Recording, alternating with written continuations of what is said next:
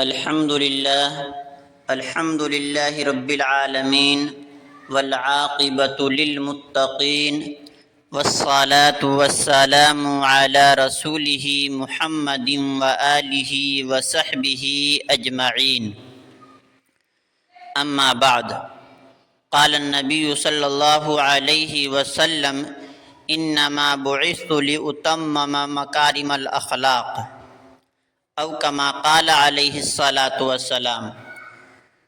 اللہم صلی علی محمد وعلی آل محمد کما صلیت علی ابراہیم وعلی آل ابراہیم انک حمید مجید۔ اللہم بارک علی محمد وعلی آل محمد کما بارکت علی ابراہیم وعلی آل ابراہیم انک حمید مجید۔ میرے عزیز دوستو، آج میں آپ کے سامنے اخلاق کے متعلق بات کروں گا کہ اخلاق کیا ہے اور بد اخلاقیاں کیا ہیں۔ میرے عزیز دوستو، یہ ایسا بد اخلاقی، یہ ایسا گناہ ہے جس کی وجہ سے انسان کے اعمال ضائع ہو جاتے ہیں۔ شریعت نے انسان کو بد اخلاقی سے روکا ہے اور حسن اخلاق کے ساتھ زندگی گزارنے کا حکم دیا ہے۔ حسن اخلاق کی شریعت میں بڑی تاکید آئی ہے اور آپ نے امت کو موقع بموقع اس کی تعلیم فرمائی اور اس کے متعدد فضائل فرمائے ہیں، اور امت کو حسن اخلاق مانگنے کی دعا بتلائی اور خود اہتمام فرما کر امت کو اس طرف متوجہ فرمایا، یہاں تک کہ آپ صلی اللہ علیہ وسلم نماز شروع کرنے سے پہلے یہ دعا کرتے تھے کہ اللہ مجھے اچھے اخلاق کی رہنمائی فرما، کیونکہ اچھے اخلاق کی رہنمائی تو ہی فرماتا ہے، اور مجھ سے برے اخلاق دور کر، کیونکہ برے اخلاق تو ہی دور کرتا ہے۔ انسان کے اعمال میں وزنی عمل حسن اخلاق ہے، یعنی اچھا ویوہار ہے۔ حدیث میں آتا ہے کہ رسول اللہ صلی اللہ علیہ وسلم نے ارشاد فرمایا، ما شیء اثقل فی میزان المؤمن یوم القیامۃ من خلق حسن۔ سب سے زیادہ وزنی چیز جو مومن کے ترازو میں رکھی جائے گی وہ عمدہ اخلاق ہے، یعنی ہمارا رویہ ہے، ہماری اچھا اخلاق ہے۔ قیامت کے روز سب سے زیادہ محبوب عمل کون ہوگا؟ ایک جگہ رسول اللہ صلی اللہ علیہ وسلم نے ارشاد فرمایا، ان احبکم الی واقربکم منی فی الآخرۃ محاسنکم اخلاقا۔ میرے نزدیک تم میں سب سے زیادہ محبوب اور آخرت میں مجھ سے سب سے زیادہ قریب اچھے اخلاق والے ہوں گے۔ چنانچہ حدیث میں مروی ہے کہ قیامت کے دن قائم اللیل اور صائم النہار، یعنی دن میں روزہ رکھنے والا اور رات بھر نماز پڑھنے والا، اپنے اس عمل سے جو مرتبہ اور مقام پائے گا، یعنی رات بھر نماز پڑھنے سے اور دن میں روزہ رکھنے سے جو مرتبہ اور مقام پائے گا، حسن اخلاق والے کو وہی مرتبہ اور درجہ حسن اخلاق کی بدولت حاصل ہوگا۔ یعنی ایک شخص دن رات اللہ کی عبادت میں لگا ہوا ہے، وہ مقام و مرتبہ اللہ پاک اس کو بھی عطا فرمائیں گے جس کا اخلاق، جس کا رویہ، جس کی زبان کا بول ٹھیک ہوگا۔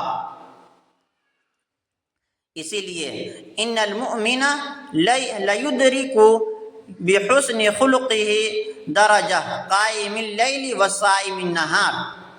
مومن اچھے اخلاق کی وجہ سے رات کو قیام کرنے اور دن کو روزہ رکھنے والے کا درجہ پا لیتا ہے۔ آپ نے فرمایا کہ وہ مسلمان انسان جو اپنے اچھے اخلاق والا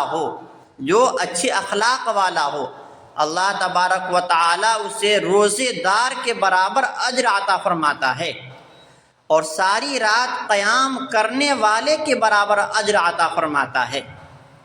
یعنی ایک شخص پورا دن روزہ رکھے اور ساری رات قیام کرے، یعنی نماز میں کھڑا رہے، اس کا جو اجر ہے اللہ کے یہاں حسن اخلاق والے، اچھے رویے والے، یعنی جس کی زندگی کے قول فعل درست ہو، اس کا اجر بھلا کون، حسن اخلاق والے وہی اجر ہے، بھلا کون ہے جو ساری عمر روزہ رکھتا ہے، جو ساری رات عبادت کر سکتا ہے۔ جس کے اخلاق اچھے ہوں گے اللہ اسے اتنا اجر دے گا گویا وہ سارا دن روزہ رکھتا ہے، ساری رات اللہ کے یہاں قیام کرتا ہے۔ تو میرے عزیز دوستو، پتہ چلا کہ ہم سب کو زبان کا بول ٹھیک رکھنا چاہیے۔ یعنی سب سے برا بول کیا ہے؟ سب سے بری بات کیا ہے؟ گدھے کی آواز سب سے بری آواز ہے، اور انسان بھی جب بات کرے تو گدھے کی طرح چیخ کر بات کرے، اس کا رویہ ایسا ہی ہو تو یاد رکھیے ایسا شخص بہت برا ہے۔ اللہ کے یہاں یہ سب سے زیادہ بری عادت والے، بری خصلت والا ہے۔ آپ صلی اللہ علیہ وسلم نے حسن اخلاق کی وضاحت کرتے ہوئے ارشاد فرمایا، جو تم سے توڑے تم اس سے جوڑو، جو تم پر ظلم کرے تم اس کو معاف کرو، اور جو تمہارے ساتھ برا سلوک کرے تم اس کے ساتھ اچھا سلوک کرو۔ پتہ چلا کتنا بہترین اخلاق آپ صلی اللہ علیہ وسلم فرما رہے ہیں کہ جو تم سے توڑے تم اس سے جوڑو، اس سے رشتہ قائم کرو، جو تم پر ظلم کرے تم اس کو معاف کر دو، اور جو تمہارے ساتھ برا سلوک کرے تم اس کے ساتھ اچھا سلوک کرو۔ میرے عزیز دوستو، یہ کتنی بہترین آپ صلی اللہ علیہ وسلم نے ہمیں تعلیم دی۔ اچھے اخلاق دخول جنت کا سبب ہے۔ حضرت صلی اللہ علیہ وسلم کے زمانے میں 2 عورتیں تھیں، ایک عورت صوم و صلات کی پابند تھی۔ صحابہ نے آپ صلی اللہ علیہ وسلم سے اس عورت کے متعلق عرض کیا کہ ایک عورت بڑی عبادت گزار ہے مگر اس کے اخلاق نہایت خراب ہے، نہایت برے ہیں، زبان کی نہایت کڑوی ہے، ہر ایک سے ذرا سی بات پر لڑتی ہے، ناک پر مکھی نہیں بیٹھنے دیتی، سارا محلہ اس سے تنگ ہے۔ آپ صلی اللہ علیہ وسلم نے فرمایا ہی فی النار، یہ جہنم میں جائے گی۔ کہاں گئی تہجد، کہاں گئی نماز، کہاں گئی تلاوت، کہاں گئی نماز، کہاں گیا روزہ؟ آپ صلی اللہ علیہ وسلم نے جہنم کی وعید سنا دی۔ تو جو اخلاق کا کڑوا ہو اور اس کا کڑوا پن لوگوں میں مشہور ہو، یہ آدمی غصے کا تیز اور بدتمیز ہے، مغلوب الغضب ہے، اللہ کا غضب نازل اس پر ہوتا ہے۔ ہر آدمی اس سے پناہ مانگتا ہے، ہر آدمی اس سے پناہ مانگتا ہے، ڈرتا ہے۔ تو سمجھ لو کہ ایسا شخص انسان نہیں بھیڑیا ہے۔ اور دوسری عورت کے بارے میں خبر دی گئی کہ یا رسول اللہ صلی اللہ علیہ وسلم، ایک عورت ہے جو فرض، واجب اور سنت مؤکدہ ادا کرتی ہے، ضروری اعمال کرتی ہے، لیکن اس کے اخلاق سے سارا محلہ خوش ہے۔ اس کا ایسا ٹھنڈا مزاج اور نرم دل ہے کہ سارا محلہ اس سے خوش ہے۔ کسی کے مصیبت میں کام آنا، کسی کے غم میں غم زدہ ہو جانا، ہر وقت اپنے پڑوسیوں کا خیال رکھنا۔ اور سن لو کہ حضور صلی اللہ علیہ وسلم فرماتے ہیں کہ اپنے مسلمان بھائی سے خندہ پیشانی سے، مسکراتے چہرے سے ملاقات کرنا صدقہ ہے۔ اگرچہ مال نہیں خرچ ہوتا لیکن مفت میں صدقہ کا ثواب مل گیا۔ اگر آپ غمگین بھی ہیں تو بھی اس وقت قصداً تبسم کر لیں۔ دل نہیں چاہتا مسکرانے کو، لیکن ایک مسلمان کو خوش کرنے کے لیے اس سے مسکرا کر پوچھ لے کہ بھائی کیا حال ہے، خیریت ہے۔ جب پیٹ کے لیے تبسم کر سکتے ہو تو اللہ کو خوش کرنے کے لیے تبسم تو مفت کا صدقہ ہے۔ تو آپ صلی اللہ علیہ وسلم نے اچھے اخلاق والی عورت کے بارے میں فرمایا ہی فی الجنہ، یعنی وہ جنتی ہے۔